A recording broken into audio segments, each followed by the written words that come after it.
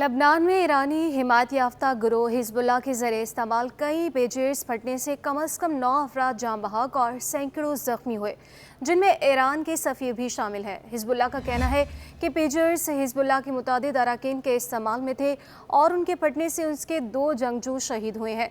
Hezbollah ने Israel पर मुजरिमाना जारहियत का इल्ज़ाम आयद करते हुए इंतकामी कार्रवाई का इंदिया दे दिया। लबनान के वज़ीर-ए-आज़म नजीब मुकाती ने इन धमाकों का इल्ज़ाम इसराइल पर आयद करते हुए कहा कि लबनान की सलामती की संगीन खिलाफ वर्जी है, जबकि दूसरी तरफ अमरीका ने इस वाक़े से लाताल्लुकी ज़ाहिर की है, जबकि ताहाल इसराइल ने इन इल्ज़ामात पर कोई रद्द-ए-अमल नहीं दिया।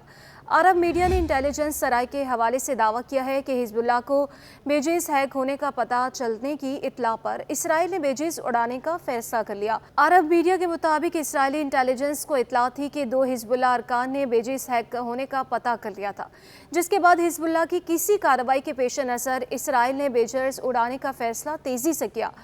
पोर्ट में बताया गया कि हज़ारों आलात हिजबुल्लाह तक पहुँचने से पहले इसराइल ने उन्हें पकड़ लिया था और इसराइल ने मेजर्स को धमाके से उड़ाने का काम अमेरिका से भी खुफिया रखा।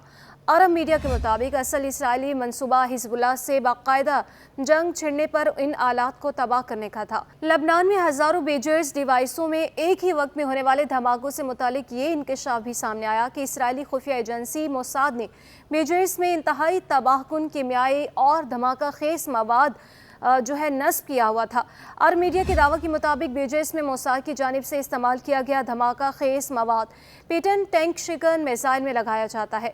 इस केमियाई मवाद का आम सिक्योरिटी निज़ाम से पता नहीं चलाया जा सकता और अरब मीडिया के मुताबिक बेजेस में 20 ग्राम से कम वजनी धमाका खेज मवाद मौजूद था, जबकि कॉल और मैसेज के जरिए धमाका किया गया। अरब मीडिया ने दावा किया कि मोसाद ने बेजेस की सप्लाई चीन में दरअंदाजी की थी।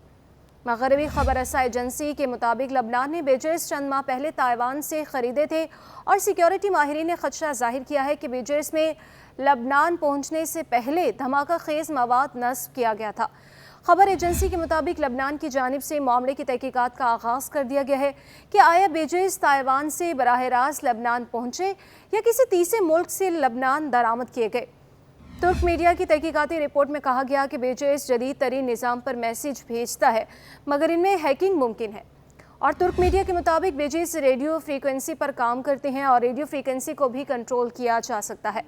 साबिक CIA एहलकार का कहना है कि हमले की मनसूबाबंदी में कई महीने लगे हुए हैं।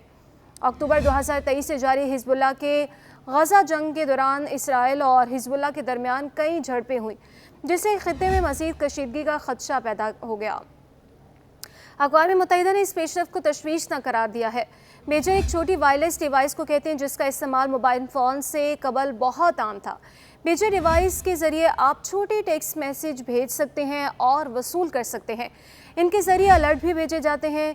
मेजर बज़रिया वायरलेस नेटवर्क सिग्नल भेजता है। इसे अक्सर अस्पताल और सिक्योरिटी कंपनियां इस्तेमाल किया करती थीं।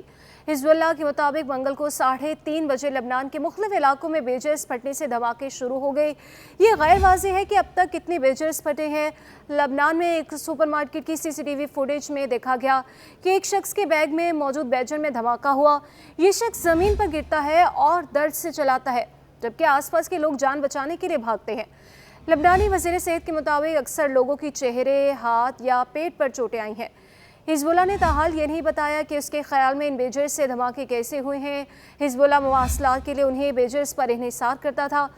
गिरोह ने अपने अरकान को मोबाइल फ़ोन से इस्तेमाल करने से रोका था क्योंकि इसे इसराइली सिक्योरिटी फोर्सेस की जानिब से मोबाइल फ़ोन हैकिंग का खदशा था। हिजबुल्लाह ने रवां साल के आगाज़ में मोबाइल फ़ोन्स की बजाय बेजर्स इस्तेमाल करना शुरू किए। इसे खदशा था कि मोबाइल फ़ोन्स की ट्रैकिंग के ज़रिए इसराइल उसके कमांडरों को ढूंढ कर शहीद कर रहा है। कई मुबस्सरीन का ख्याल है कि इस हमले से कबल लबनान में ऐसे बेजेस भेजे गए थे जिन्हें एक हथियार के तौर पर इस्तेमाल किया जा सकता था। इम्कान है कि ये लबनान में बेजेस की एक नई खेप का नतीजा है जो हाल ही में मंगवाई गई थी। लबनान की एक यूनिवर्सिटी की प्रोफेसर जनान अल-खौरी कहती है कि ये एक नई शिपमेंट थी।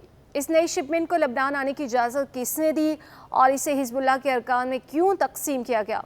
बरतानवी फ़ौज के एक साबिक एहलकार और हथियारों के माहिर का कहना है कि मुमकिन तौर पर बेजर्स में 10 से 20 ग्राम फ़ौजी ग्रेड का धमाका खेज मवाद था। उनके मुताबिक धमाका खेज मवाद को एक जाली इलेक्ट्रॉनिक पुर्जे के अंदर छुपाया गया होगा। उनका ये भी ख्याल है कि इन बेजर्स को एक सिग्नल के जरिए फॉल किया गया جس کے بعد اسے استعمال کرنے پر ان میں دھماکے ہوئے۔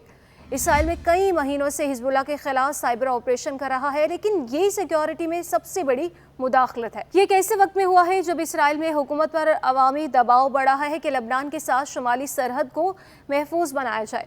حزب اللہ کسی فوجی کارروائی کو برداشت کر سکتی تھی، لیکن اس حملے کا مقصد حزب اللہ کو مفلوج کرنا اور اسرائیل کے خلاف کارروائی میں اس کے آپشنز محدود کرنا ہے۔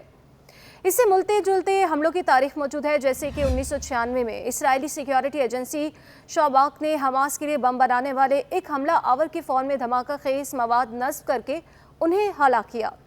CIA میں مشرق وسطیٰ کی سابق تجزیہ کار ایملی ہارڈنگ نے حالیہ واقعے کو سپلائی چین کا حملہ قرار دے دیا۔ وہ کہتی ہیں کہ شاید حزب اللہ نے اپنے بیجز تبدیل کیے اور نئے بیجز استعمال کرنا شروع کیے، کسی مخصوص سگنل کے ذریعے انہیں ایکٹیو کیا گیا۔ وہ کہتے ہیں کہ اس کی وضاحت اسی صورت ممکن ہے کہ اگر متاثرین دھماکوں کی جگہ، وقت اور دیگر معاملات کو سمجھا جائے۔